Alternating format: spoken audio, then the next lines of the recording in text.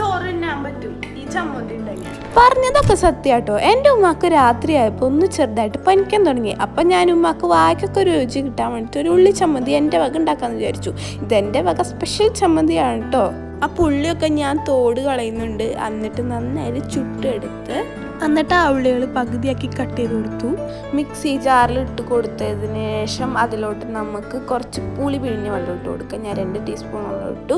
എന്നിട്ട് നമ്മുടെ കയ്യിലുള്ള പച്ചമുളക് ഇട്ട് കൊടുക്കുക. എന്നിട്ട് നമ്മൾ കുറച്ച് പച്ചവെളിച്ചെണ്ണ ഇട്ട് നന്നായിട്ട് അടിച്ചു കൊടുക്കുക. നിങ്ങളുടെ കയ്യിൽ വറ്റൽമുളക് ഉണ്ടെങ്കിൽ അത് ചുട്ടിട്ട് കൊടുക്കുക കേട്ടോ. എൻ്റെ കയ്യിൽ അത് ഉണ്ടായില്ല. അപ്പോൾ ഇതിലോട്ട് ഇനി പച്ച വെളിച്ചെണ്ണയും കൂടി ഇട്ട് നന്നായിട്ട് മിക്സ് ചെയ്താൽ നമ്മുടെ ഉള്ളിച്ചമ്മന്തി ഇവിടെ സെറ്റ് ആയിട്ടുണ്ട് കേട്ടോ. ഞാനിത് പ്ലേറ്റിക്കെല്ലാം സെർവ് ചെയ്തു. ഇവിടെ ഇപ്പോൾ കുറച്ച് കറികളുണ്ട്, പക്ഷെ എന്നാലും നമുക്ക് കറികളൊന്നും ഇല്ലെങ്കിലും ഈ ചമ്മന്തി മതി നമുക്ക് ചോറ് കഴിക്കും.